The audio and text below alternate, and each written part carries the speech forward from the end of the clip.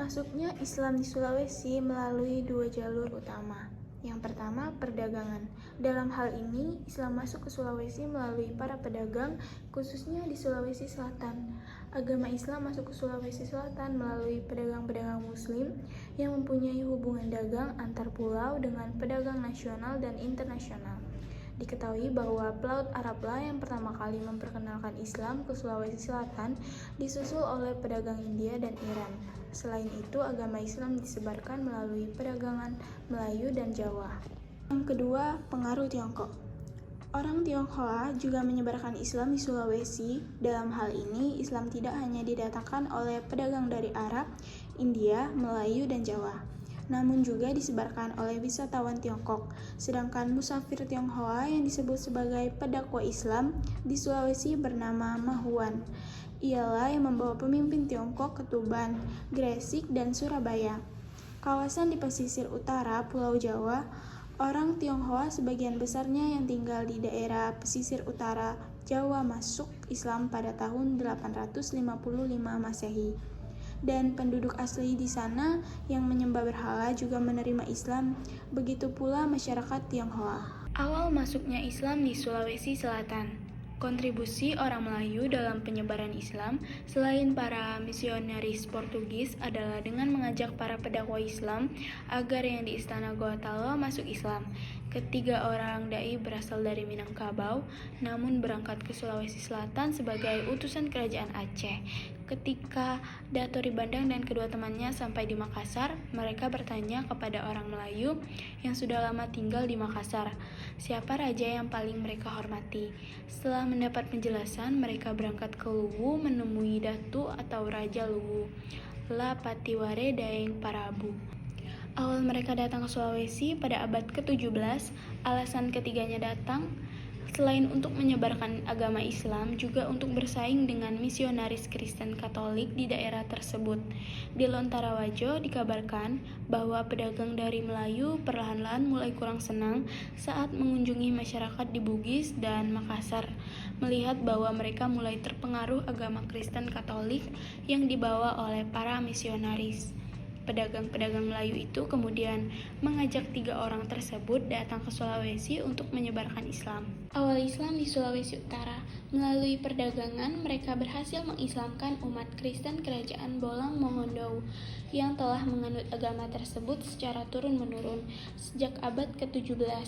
Raja Kristen pertama di Bolang Mongondo adalah Jacobus Manopo pada tahun 1689 sampai 1709. Perubahan agama ini terjadi berkat khotbah yang berlangsung sejak awal abad tersebut. Pedagang yang juga berprofesi sebagai dai di Bugis dan tempat lain berhasil mengajak warga wilayah pantai kerajaan Mongondo untuk masuk Islam. Setelah dikerahkan dua orang khatib, yaitu Hakim Bagus dan Imam Tuweko, mulai menyebarkan Islam ke seluruh wilayah kerajaan.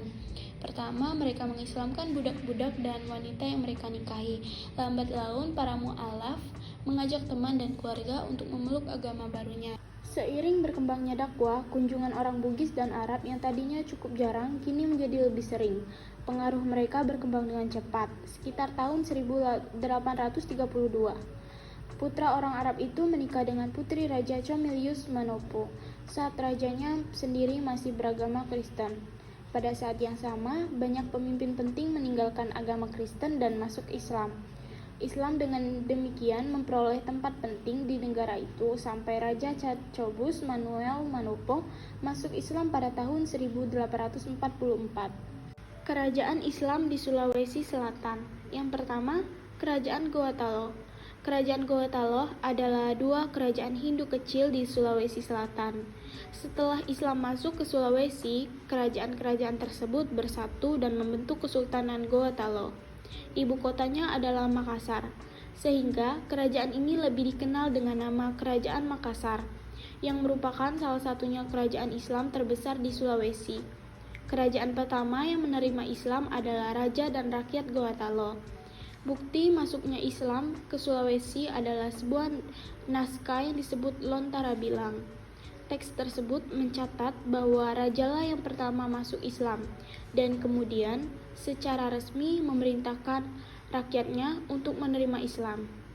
Islamisasi di seluruh Sulawesi Selatan berhasil dilakukan oleh Kerajaan Gorontalo di antara tahun 1605 sampai 1612 Masehi.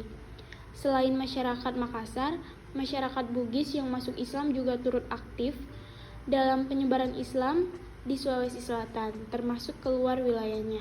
Yang kedua, Kerajaan Bone. Kerajaan ini berdiri pada tahun 1330 Masehi, jauh sebelum masuknya Islam di kerajaan tersebut. Sekitar 3 abad kemudian, sempat disebutkan dalam sejarah Kerajaan Gorontalo, setelah kerajaan kembar tersebut masuk Islam, Sultan kerajaan tersebut dengan damai menyebarkan Islam ke kerajaan tetangga. Alasannya adalah kesepakatan bahwasannya siapapun yang mendapatkan solusi yang menguntungkan berjanji bakal memberi tahu raja sekutu. Bone dan pasukannya tidak percaya bahwa dalam hal ini penyebaran Islam yang dibawa kerajaan Goa tidak didasarkan pada keikhlasan, akan tetapi bersifat politik. Akhirnya terjadinya perang Islamisasi yang dikenal dengan nama Musuh Selenge pada tahun 1607 sampai 1611. Islam masuk ke Bone pada tahun 1611. Di bawah pemerintahan Latenri Rua sebagai Raja 11 dan hanya memerintah selama 3 bulan. Pasalnya, ia menerima Islam sebagai agamanya meski Dewan Adat Adepitwe dan masyarakat menolak ajakan tersebut, dan akhirnya ia meninggalkan Bone, kemudian berangkat ke Makassar untuk mempelajari Islam lebih dalam dan wafat di Bantaeng. Yang ketiga, Kerajaan Wajo. Kerajaan Wajo didirikan sekitar tahun 1399 di wilayah yang sekarang menjadi Kabupaten Wajo, Sulawesi Selatan. Penguasanya disebut Raja Wajo. Menurut Lontara Sukuna Wajo, sejarah kuno Wajo bermulai dari berdirinya sebuah komunitas kecil di tepian Danau Lampulung. Wajo resmi memeluk Islam pada tahun 1610 pada masa pemerintahan Lasangkuru Patau Mulajaji Sultan Abdurrahman, dan Dato Sulaiman menjadi kadi pertama Wajo. Ketika Dato Sulaiman kembali ke Luwu untuk melanjutkan khotbah yang telah dilakukan sebelumnya, Dato Ritiro melanjutkan tugas Dato Sulaiman. Setelah menyelesaikan Dato Ritiro, beliau pergi ke Bulukumba dan wafat di sana.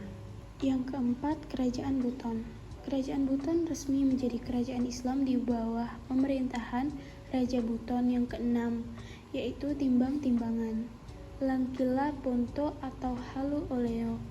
Beliau diislamkan oleh Syekh Abdul Wahid bin Syarif Sulaiman Al-Fatani yang berasal dari Johor. Menurut beberapa pemberitaan, Syekh Abdul Wahid bin Syarif Sulaiman Al-Fatani tinggal di Johor sebelum datang ke Buton. Ia dan istrinya kemudian pindah ke Adonara, Nusa Tenggara Timur. Kemudian ia dan keluarganya berhijrah ke Pulau Batu Atas yang merupakan wilayah pemerintahan Buton. Kemajuan yang dicapai pada masa pemerintahan Kerajaan Buton, khususnya dalam bidang politik pemerintahan, adalah dengan adanya perluasan wilayah kerajaan dan terjalinnya hubungan politik dengan Kerajaan Majapahit, Luwu, Konawe, dan Muna. Begitu pula dengan sektor perekonomian yang mulai memperkenalkan alat tukar dengan uang yang disebut kampua atau terbuat dari kapas yang dipintal dan kemudian ditenun secara tradisional menjadi kain. 3 orang yang menyebarkan Islam ke Sulawesi. Tokoh-tokoh yang berperan sangat penting dalam menyebarkan Islam di Sulawesi. Mereka dianggap pelopor karena ketiganya membuat raja-raja Sulawesi masuk Islam, termasuk kerajaan Islam terbesar Gorontalo. Tokoh-tokoh tersebut bernama Dato Ritiro, Dato Ribandang, dan Dato Petimang. Ketiga tokoh ini merupakan penyebar Islam di daratan Sulawesi Selatan dan berasal dari Tangah di Minangkabau. Awal mereka datang ke Sulawesi pada abad ke-17. Alasan ketiganya datang ke Sulawesi, selain untuk menyebarkan agama Islam, juga untuk bersaing dengan misionaris Kristen Katolik di daerah tersebut. Abdul Wajad merupakan nama asli dari Dato Ritiro, dan juga ada yang mengenang Nurdin Aryani. Datoritiro merupakan nama yang diberi masyarakat setempat sebagai gelar penghormatan kepadanya pada saat itu. Gelar lain dari Datoritiro adalah Maulana Khatib Bungsu. Datori Bandang merupakan penyebaran agama Islam yang kedua di Sulawesi, yang nama aslinya adalah Abdul Makmur Khatib Tunggal, dan nama asli Dato Patimang kini menjadi Sulaiman Khatib Sulung. Bukti penyebaran Islam di Sulawesi. Yang pertama, catatan Lontara Bilang. Ditemukannya catatan Lontara Bilang ini adalah bukti penyebaran Islam, salah satunya di Sulawesi. Terdapat di catatan bahwa pada tahun 1603, Kanjeng Matnaya merupakan raja keempat di Kerajaan Talo, sebagai raja pertama yang menganut agama Islam. Penyebar Islam di wilayah ini berasal dari Tuban, Gresik, dan Demak. Oleh karena itu, masuknya Islam melalui raja dan rakyat Goa Talo. Yang kedua, Masjid Hila. Bukti sejarah Islam di Sulawesi lainnya yaitu Masjid Hila. Masjid pertama Datuk Tiro, salah satu penyebar agama Islam di Sulawesi, yang didirikan oleh Maulana Khatib Bungsu atau Datuk Tiro di Kabupaten Bulukumba. Masjid ini dibangun oleh Datuk Tiro untuk menghormati Luru Daeng Manik Islam. Yang ketiga, Makam Karaeng Sapo Batu. Makam Karaeng Sapo Batu adalah bukti sejarah Islam Sulawesi. Makam ini berupa batu setinggi 15 meter yang berbentuk seperti gundukan karang kecil-kecil di tengah pantai Semboang. Yang terakhir, naskah Kutik. Naskah Kutik ini juga merupakan bukti sejarah peninggalan Islam di Sulawesi, khususnya Lembah Palu di Sulawesi Tengah.